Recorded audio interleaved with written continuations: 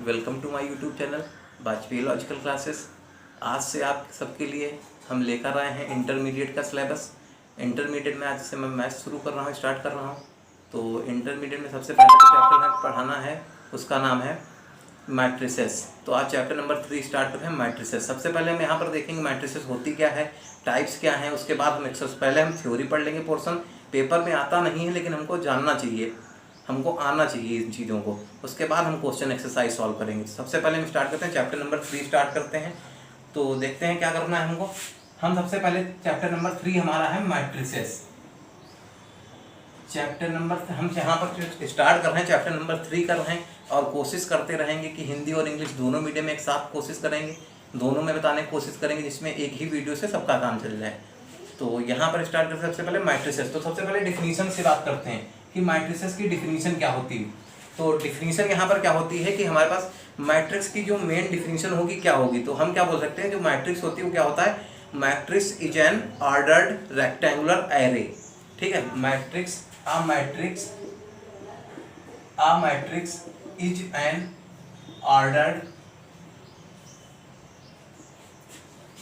is an ordered rectangular array।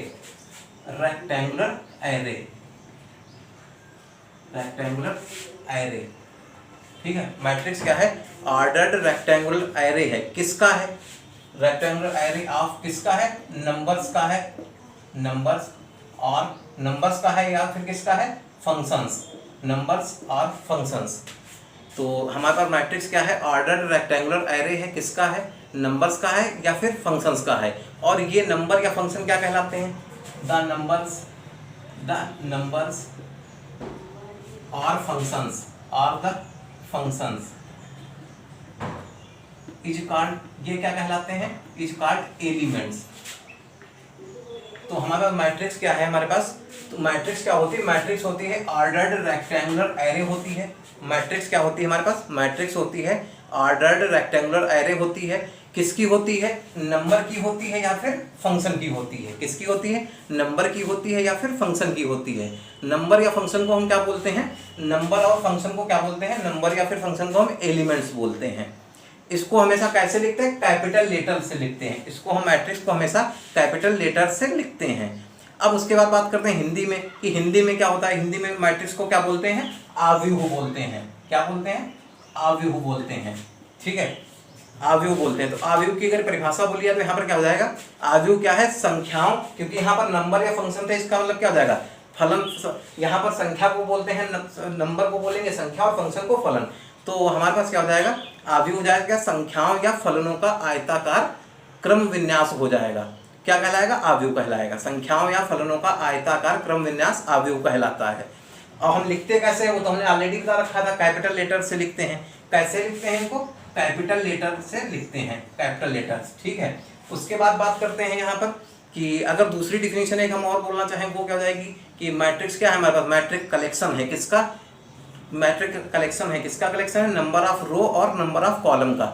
मतलब matrix क्या हो जाएगा, मैट्रिक्स यहाँ पर हम बता देना, शॉर्टकट में बता देना, मैट्रिक्स क्या है, मैट्रिक्स कलेक्शन है। किसका है, फिक्स्ड रो का और या फिर क्या हो सकता है, फिक्स्ड कॉलम का। ठीक है, क्या हो जाएगा, मैट्रिक्स क्या हो जाएगी, मैट्रिक्स हमारे पास जो हो जाएगी कलेक्शन हो जाएगी, वो क्या हो जाएगी, फिक्स्ड रो और या फिर फिक्स्ड कॉलम का हो जाएगी। अब यहाँ पर एग्जांपल देखते हैं मैट्रिक्स क्या होती है। यहाँ पर एग्जांपल देखते हैं, जैसे कि यहाँ पर हमारे पास एग्जांपल है ये। तो यहाँ पर हम देखते हैं, तो ये हमारे पास क्या हो गई, मैट्रिक्स हो गई। मैट्रिक्स को हमेशा कैपिटल लेटर से लिखते थे, लिख दिया। तो यहाँ पर ये क्या कहलाएगा, ये कहलाती है रो। इसको हिंदी वाले ध्यान दे देंगे, इसको बोलते हैं पंक्ति। और यहाँ पर इसको क्या बोलेंगे, ये भी हो जाएगी रो। तो यहाँ पर इसको भी पंक्ति बोल देंगे। अब यहाँ पर ये देखते हैं, ये क्या होती है, इसको बोलते हैं कॉलम। इसको क्या बोलते हैं, कॉलम। कॉलम को हिंदी वाले ध्यान देते हैं, स्तंभ बोलते हैं यहाँ पर। तो ये भी कॉलम हो जाएगी और ये भी कॉलम हो जाएगी। तो यहाँ पर हम क्या देख रहे हैं, यहाँ पर कितनी रो है या फिर कितनी कॉलम है। यहाँ पर पहली रो है, 2 रो है और कॉलम कितने हैं, 1 2 3 है। तो अब यहाँ पर उम्मीद कर रहे हैं आप लोग समझ में आ रहा होगा सबको। अब बात आगे करते हैं ऑर्डर ऑफ अ मैट्रिक्स। किसी भी मैट्रिक्स का ऑर्डर क्या होता है, तो यहाँ पर हम बात करते हैं ऑर्डर ऑफ अ मैट्रिक्स की। तो देखते हैं आगे ऑर्डर कैसे निकालते हैं, क्या होता है ऑर्डर। जैसे यहाँ पर देख रहे हैं order of a matrix, order of a matrix. तो यहाँ पर हम किसी भी मैट्रिक्स का ऑर्डर निकालेंगे तो ऑर्डर क्या होता है, जैसे कि हमारे पास ये एग्जांपल यही वाला हम रखते हैं, अभी इसको मिटाते नहीं, इसी को हम देख लेंगे। तो सबसे पहले क्या करते हैं, कोई भी अगर मैट्रिक्स है उसमें क्या होता है, एम रो है, मतलब एम रो है, एम रोज इसको बोलते हैं पंक्तियां, तो एम पंक्तियां हैं और एन कॉलम है, एन कॉलम है, इसका मतलब इसको बोलते हैं स्तंभ। अगर किसी भी मैट्रिक्स में एम रो है और एन कॉलम है तो उस मैट्रिक्स का हम ऑर्डर कैसे लिखते हैं, तो उसका ऑर्डर हो जाता है m into N, m into N हो जाता है। तो उसका ऑर्डर क्या होता है, m इंटू एन होता है, मतलब m वहां पर रो होती है और n क्या होते हैं, कॉलम होते हैं। और इसको अगर हिंदी में बोलते हैं, हिंदी में क्या बोलते हैं, ऑर्डर को कोटि बोलते हैं। तो किसी भी अवयव का कोटि क्या हो जाएगा, पंक्तियां कितनी होंगी, m होंगी और स्तंभ कितने होंगे, n होंगे, तो उसका कोटि क्या हो जाएगा हमारे पास, m इंटू एन हो जाएगा। तो उम्मीद कर रहे हैं सबको समझ में आ रहा होगा। आगे देखते हैं, आगे बढ़ते हैं, क्या करना है। अब यहाँ पर जैसे कि एग्जांपल भी हम देख ले रहे हैं, जो हमने नीचे लिख रखा था, अभी मिटाना नहीं था, इसलिए यहाँ पर देखें तो इसका ऑर्डर क्या हो जाएगा। तो सबसे पहले बात करते हैं यहाँ पर कितनी, यहाँ पर रो कितने हैं, 2 हैं। तो सबसे पहले हमें रो के लिए लिखना होता है, फिर क्या होता है कॉलम, कॉलम कितने हैं, 3 है। तो यहाँ पर इसका ऑर्डर क्या हो जाएगा, 2 क्रॉस 3 हो जाएगा। अब यहाँ पर एक दूसरा एग्जाम्पल और एक कोई देख लेते हैं, कोई एग्जाम्पल देख ले रहे हैं। यहाँ पर एग्जाम्पल क्या हो जाएगा हमारे पास, 1 2 3 हो जा रहा है, 4 5 6 हो जा रहा है, 7 8 9 हो जा रहा है। हम यहाँ पर इस ऑर्डर को इसको ले रहे हैं, ये हमारे पास क्या है, कोई एक मैट्रिक्स दी आ रही है, तो इसका ऑर्डर निकालते हैं। सबसे पहले यहाँ पर देखते हैं रो कितनी है, तो ये वाली रो होती है, तो 1 2 3 रो हो रही। इसका कॉलम देखते हैं कितने हैं, 1 2 3 कॉलम है, तो इसका ऑर्डर क्या होता है, रो इंटू कॉलम। तो इसका भी 3 है, रो भी 3 है, कॉलम भी 3 है, तो ये हमारे पास ऑर्डर हो जाएगा, इसका 3 क्रॉस 3 हो जाएगा। तो उम्मीद कर रहे हैं आपको समझ में आ रहा होगा। मैट्रिक्स हमने बता दिया सबसे पहले, फिर हमने क्या बता दिया, ऑर्डर बता दिया। अब यहाँ पर हम देखते हैं कि m क्रॉस n ऑर्डर की मैट्रिक्स क्या होगी। हम क्या देखते हैं, m क्रॉस n ऑर्डर की मैट्रिक्स क्या होगी।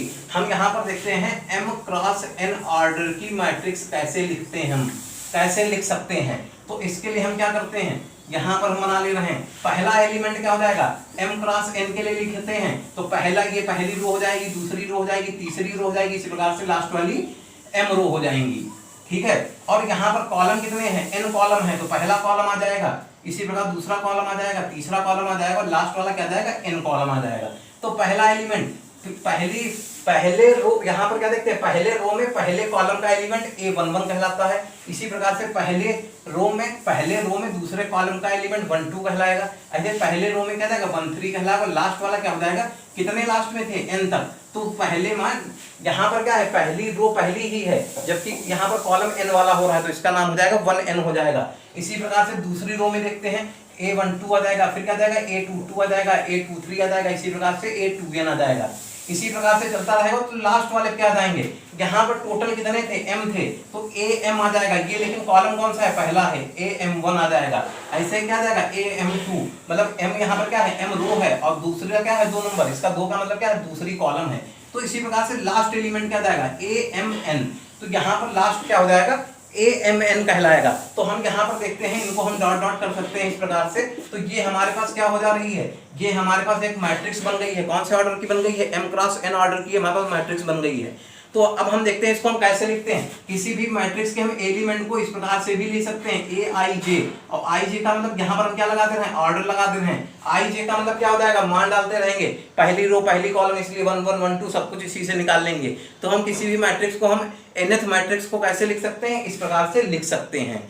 अब आगे बढ़ते हैं यहाँ पर कि अब हमने आपको ऑर्डर बता ही दिया था कैसे क्या लिखना है, और m क्रॉस n या जो भी थी मैट्रिक्स भी हमने बता दी है कैसे क्या क्या लिखनी है। तो यहाँ पर हम कुछ एग्जांपल एक देख रहे हैं, जैसे कि लिखा है 2 5 लिखा है, a -1 8 लिखा है, √3 4 लिखा है। तो अगर हमें इसका ऑर्डर बताना हो तो इसका ऑर्डर क्या हो जाएगा, तो अगर इसका ऑर्डर करना हो, इसका ऑर्डर क्या हो जाएगा हमारे पास, यहाँ पर कितनी है, 3 रो है, तो 3 हो जाएगा। कॉलम कितने हैं, 1 2 है, तो 3 गुणे 2, 3 क्रॉस 2 इसका क्या कहलाएगा, ऑर्डर कहलाएगा। इसके बाद बात करते हैं टाइप्स ऑफ मैट्रिसेस की, टाइप्स ऑफ मैट्रिसेस की। उम्मीद कर रहे हैं सभी को समझ में आ रहा होगा। अगर समझ में आ रहा होगा तो यार लाइक करिए, शेयर करिए, कमेंट करिए, सब्सक्राइब करिए। आगे देखते हैं types of matrices. Types of matrices क्या होती है, हमारे पास बहुत सारे टाइप्स होते हैं, मैट्रिसेस के बहुत सारे टाइप्स होते हैं। सबसे पहले बात करते हैं रो मैट्रिक्स क्या होती है। सबसे पहले बात करते हैं रो मैट्रिसेस क्या होती है, या रो मैट्रिक्स क्या होती है।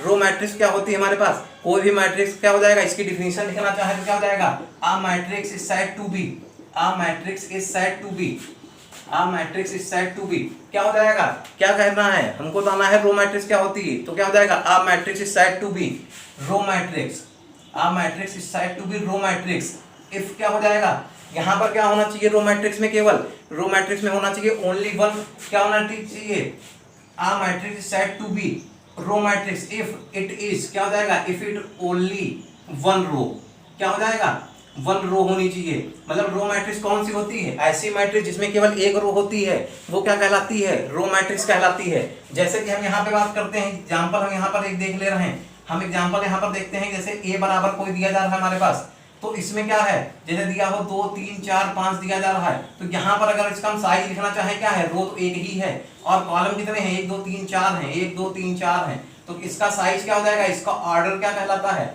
ऑर्डर कहलाता है 1 क्रॉस 4 कहलाता है, ऑर्डर क्या होता है 1 क्रॉस 4 होता है। उसके बाद हम यहाँ पर क्या कहलाएंगे, यहाँ पर हमारे पास क्या है, रो एक ही है, ये क्या होता है रो, तो रो मैट्रिक्स में क्या होता है, रो हमेशा एक ही होती है। अगर हिंदी में देखा जाए तो इसको क्या बोलते हैं, हिंदी में बोलते हैं इसको पंक्ति आव्यूह, हिंदी में क्या बोलते हैं, पंक्ति आव्यूह बोलते हैं। तो पंक्ति आव्यूह कौन सा हो जाएगा, जिसमें केवल एक पंक्ति होती है, पंक्ति आव्यूह कहलाएगा। हमने एग्जांपल बता दिया, हिंदी और इंग्लिश मीडियम दोनों के लिए ही हो जाएगा।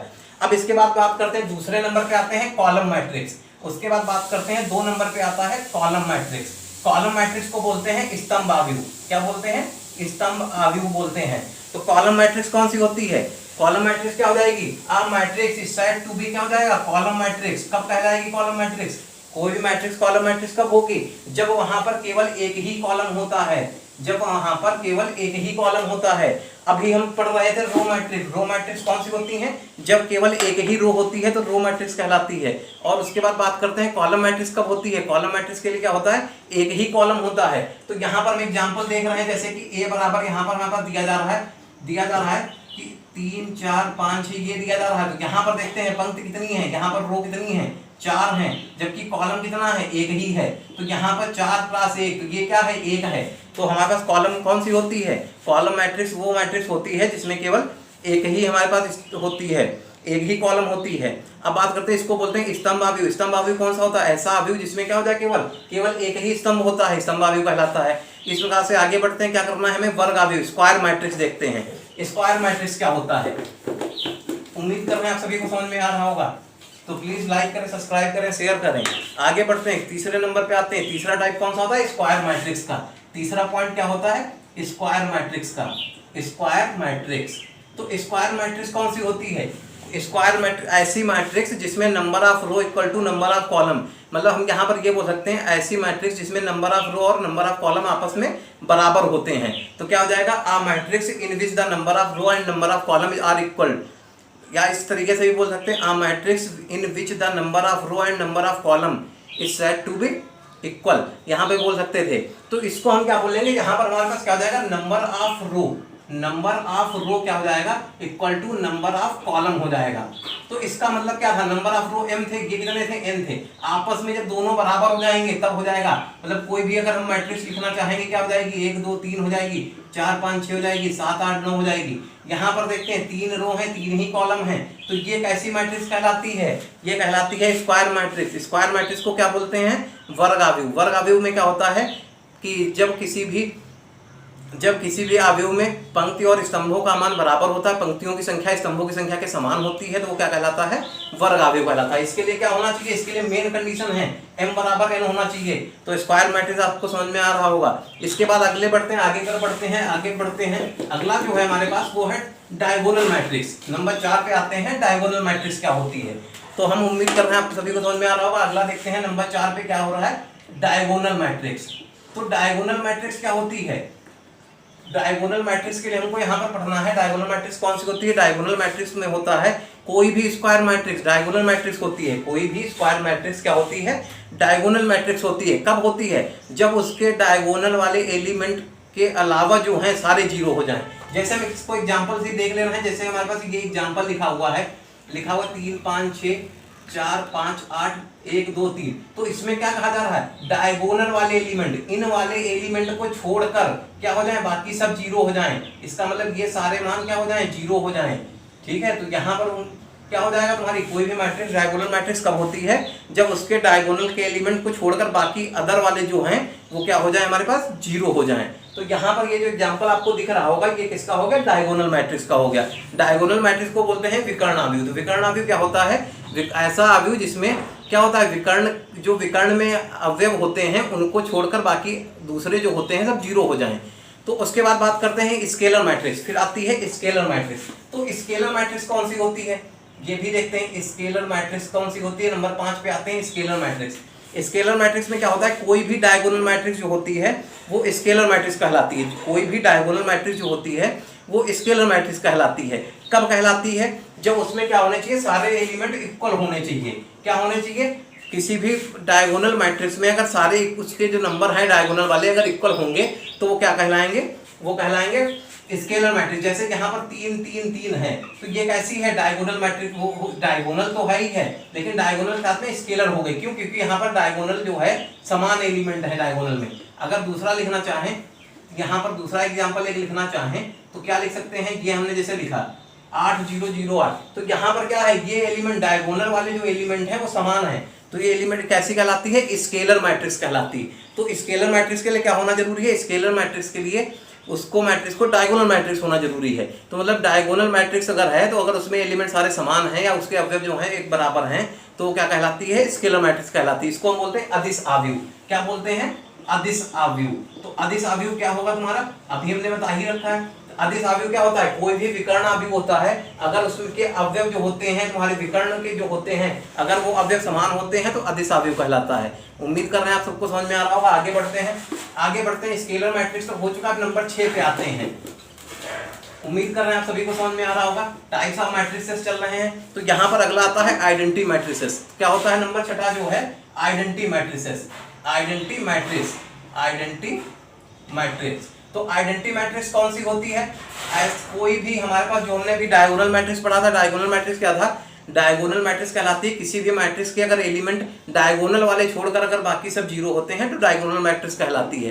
तो यहाँ पर देखते हैं हमारे पास, जैसे कि हमारे पास ये दी हुई थी, कोई भी डायगोनल मैट्रिक्स हमारे पास दी जा रही ये, तो हमने अभी यहाँ पर 2-3 टाइप पढ़े हैं। डायगोनल मैट्रिक्स में क्या होते हैं, ये तुम्हारी डायगोनल मैट्रिक्स हो गई। अगर इसको एलिमेंट को यहाँ पर चेंज कर दें, अगर तीनों इक्वल हो जा रहे हैं, अगर ये तीनों एलिमेंट इक्वल हो जा रहे हैं तो ये क्या कहलाती है, स्केलर मैट्रिक्स कहलाती है। और इसी प्रकार से अगर ये तीनों एलिमेंट 1 1 1 हो जाते हैं, क्या होता है, अगर डायगोनल में जो एलिमेंट होते हैं उनका मान अगर 1 हो जाता है तो क्या कहलाते हैं, आइडेंटिटी मैट्रिक्स कहलाती है। ये क्या कहलाती है, आइडेंटिटी मैट्रिक्स। इसका साइज क्या है, 3x3। अगर 2x2 की देखना चाहे तो क्या हो जाएगा, ये हो जाएगा 2x2। क्यों यहाँ पर है, क्योंकि यहाँ पर डायगोनल वाले एलिमेंट 1 1 है, बाकी अदर क्या हो जा रहे हैं, अदर है 0। तो इसको हिंदी में क्या बोलते हैं, इसको हिंदी में बोलते हैं तत्समक आव्यूह। क्या बोलते हैं, तत्समक आव्यूह।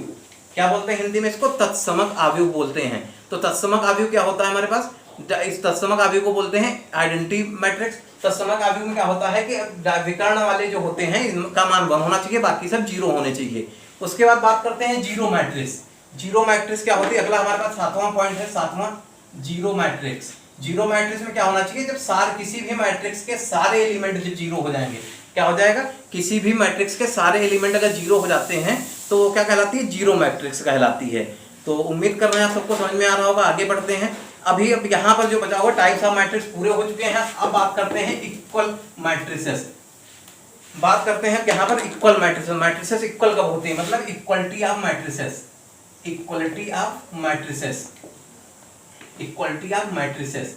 मैट्रिक्स जो है तुम्हारी वो इक्वल कब होंगी। तो हमने भी पीछे बताया था मैट्रिक्स को काहे से लिख रहे थे, मैट्रिक्स को डिनोट करने के लिए ए आई जैसे करते हैं। तो हमने ए कोई मैट्रिक्स ले ली और बी कोई मैट्रिक्स ले रहे हैं बी आई जे। तो यहाँ पर क्या करते हैं, ये पूछा जा रहा है दोनों मैट्रिक्स तुम्हारी इक्वल कब होंगी। तो इसकी 2 कंडीशन होती हैं। इसको हिंदी में बोलते हैं आव्यूहों की समानता। आव्यूह तुम्हारे दो आव्यूह समान कब होते हैं, ठीक है। तो हमारे पास 2 आव्यूह हमने मान लिए, यहाँ पर इनको बोलते हैं 2 मैट्रिसेस हमने ले ली। उसके बाद हमें क्या करना है, ये बराबर कब होंगे, समान कब होंगे। सबसे पहले क्या होना चाहिए, इनका जो ऑर्डर होना चाहिए वो बराबर होना चाहिए, क्या होना चाहिए, अवयवों की जो कोटि होती है वो समान होनी चाहिए। दो मैट्रिक्स को समान होने के लिए क्या होना चाहिए, सबसे पहली बात उनका जो ऑर्डर होना चाहिए, जो उनकी कोटि होनी चाहिए वो बराबर होनी चाहिए। नंबर 2 आता है, नंबर 2 पॉइंट होता है कि इनके प्रत्येक एलिमेंट भी बराबर होने चाहिए। aij बराबर bij का मतलब क्या है, इनके जो प्रत्येक अवयव होते हैं वो बराबर होने चाहिए। मतलब क्या हो जाएगा, दो मैट्रिक्स हैं उनके तुम्हारे उनमें क्या होना चाहिए, एलिमेंट बराबर होने चाहिए। तो इसका एग्जांपल हम देख लेते हैं, जैसे कि यहाँ पर क्या लिखा है 3 5 4 x लिखा हुआ है, ये बराबर इधर क्या लिखा हुआ है 1 2 3 और 4 लिखा हुआ है। तो यहाँ पर क्या है हमारा अवयव हम समानता दिखा रहे हैं, तो यहाँ पर हम क्या कर सकते हैं, ये दिया जा रहा है तो इसमें देख रहे हैं ये वाला अवयव 3 बराबर 3 के है, 5 बराबर 5 के है, 4 बराबर 4 के है। तो यहाँ से अगर हम निकालना चाहें x का मान क्या हो जाएगा, 1 हो जाएगा। क्यों हो जाएगा, क्योंकि इनका ऑर्डर देखा जाए तो ऑर्डर भी 2 × 2 दोनों का होता है, तो ऑर्डर भी समान है और अवयव भी समान है। किसी भी अवयवों की समानता कैसे निकालते हैं, तो नंबर 1 बात क्या होना चाहिए, उनकी कोटि बराबर होनी चाहिए, उनके अवयव बराबर होने चाहिए। हमने दिखा दिए दोनों यहाँ पर बराबर हैं। तो चलिए आगे बढ़ते हैं, यहाँ पर देख रहे हैं समझ में आ रहा होगा, उम्मीद कर रहे हैं सबको समझ में आता है। तो आज हमने अभी तक क्या क्या पढ़ा दिया, सब अभी तक हमने पढ़ा दिया। सबसे पहले हमने पढ़ा दिया मैट्रिक्स क्या होती है, डेफिनेशन बता दी। उसका हमने बता दिया m × n की मैट्रिक्स क्या होती है। उसका हमने ये बता दिया कि टाइप्स ऑफ मैट्रिक्स कौन कौन से होते हैं। उसके बाद देखते हैं आगे क्या है। अब यहाँ पर क्या करना है, हमने इक्वल मैट्रिक्स सब कुछ बता दिया हुआ है, तो उम्मीद कर रहे हैं समझ में आ रहा होगा। तो यहाँ पर थ्योरी पोर्शन लगभग इतना ही था। इसके बाद एक्सरसाइज 3.1 पे आ जाते हैं। अब यहाँ पर एक्सरसाइज 3.1 करते हैं।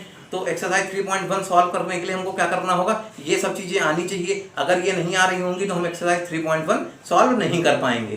तो उम्मीद कर रहे हैं आप सभी को वीडियो अच्छा लग रहा होगा। देखते रहिए, लाइक करिए, सब्सक्राइब करिए और शेयर भी करिए। तो यहाँ पर जो आज के लिए वीडियो लंबा काफ़ी हो रहा है, तो यहाँ पर इतने रखते हैं और नेक्स्ट वीडियो बहुत जल्द हम लेकर आ रहे हैं इसके सोल्यूशन पर। और यहाँ पर उम्मीद कर रहे हैं आप सभी को समझ में आ रहा होगा। तो ठीक है, थैंक यू।